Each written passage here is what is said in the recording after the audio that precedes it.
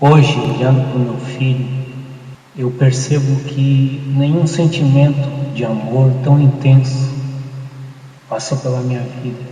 Nenhum tipo de envolvimento sentimental, amoroso, nenhum sentimento de amor assim foi tão extremo, tão radical na minha vida como o meu amor pelo meu filho, como esse sentimento de paternidade que a gente vai desenvolvendo no convívio com o filho, uma criatura, um serzinho que saiu de nós, que saiu da gente, do pai, da mãe, que é um presente de Deus para a minha vida, que é um regalo do céu.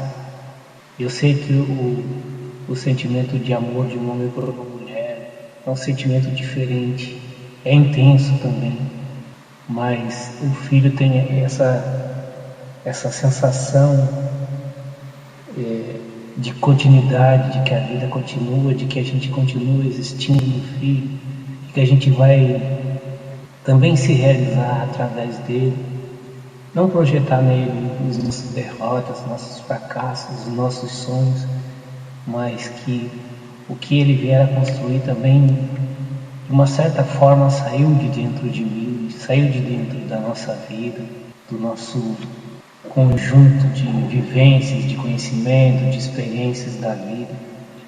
E dessa maneira eu, olhando, percebendo, sentindo esses sentimentos, essas sensações todas, que vai circundando a nossa vida, envolvendo a nossa vida, aprofundando a nossa vida, eu fico imaginando o Pai, o Criador, a relação dele com seu Filho Jesus.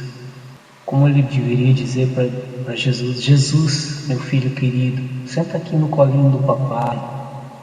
Papai quer te dar um beijinho, papai quer te fazer um carinho. O que tu quer que papai dê para ti, meu filhinho? Qual é o que está acontecendo, o que está faltando na tua vida, o que tu precisa, meu filhinho?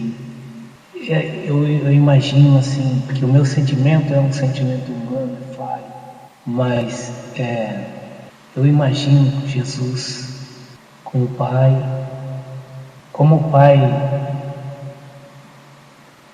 encheu Jesus de carinho, de amor, de ternura, como Ele faz com cada um de nós, dos seus filhos.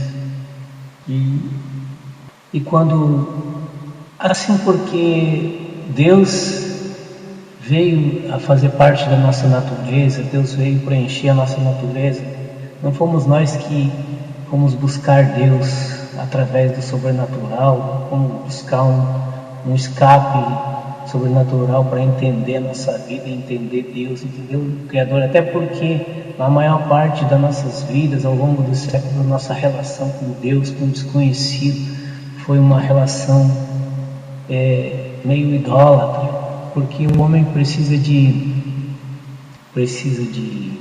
imagens, precisa de sensações, precisa dos seus sentidos para perceber Deus.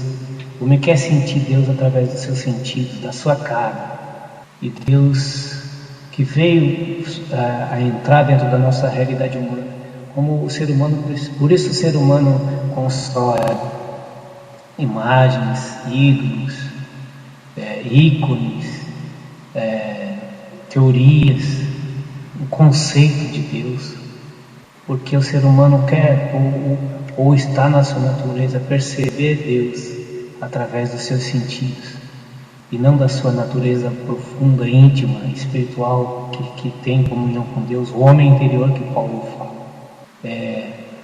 Mas Deus entendeu e Ele quis participar dessa angústia que o ser humano tem de buscar a Deus, de sofrer do sofrimento humano.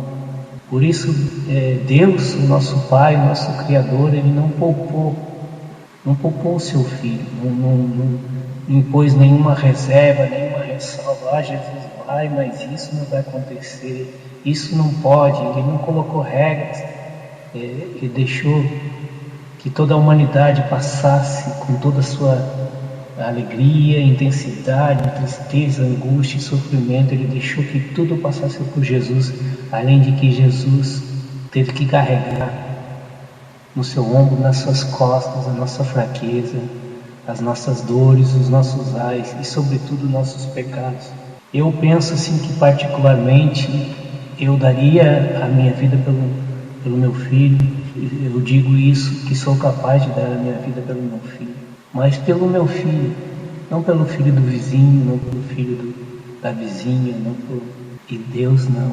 Jesus, ele, pelo pior ser humano que passou pela face da terra, ele morreria, ele se entregaria, ele se esvaziaria de si mesmo.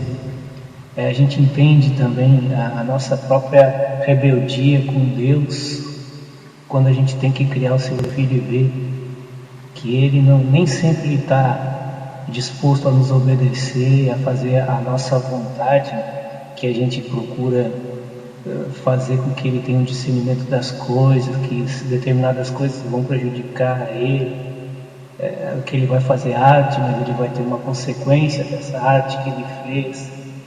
E também às vezes a gente quer impor no nosso filho a nossa maneira de ver a vida, de perceber o mundo, de se situar nele, de se guiar por ele. Então a gente acha que tem mais experiência, que tem conceitos melhores para fazer a vida do filho dar certo, e a coisa não funciona assim. E ele tem as suas vontades, ele vai levar tempo para perceber que o pai quer fazer o bem, o pai quer o bem dele. Eu acredito que a maioria, pelo menos, quer o bem dos seus filhos. Mas Jesus, ele se esvaziou de tudo isso, se esvaziou de sua divindade, de estar com Deus criando o mundo, o universo, mundos, universos, para vir aqui experimentar a natureza humana em toda a sua miséria, em todo o seu bojo, em toda a sua pujança. Enfim, Jesus veio, ele tinha consciência de que a vida dele não lhe pertencia, ele se propôs, a deixar que Deus confiou uma maneira incondicional no amor de Deus, se largou de fato nos braços de Deus, se permitindo nascer através de uma mulher, mulher simples, humilde,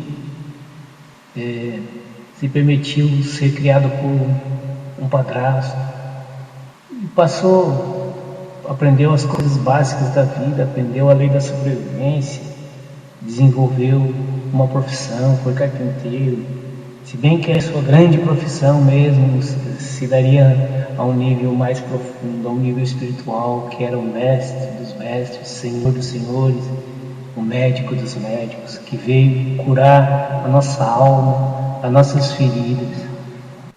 Enfim, Jesus está aí disposto a mudar, a transformar, a renovar a sua vida.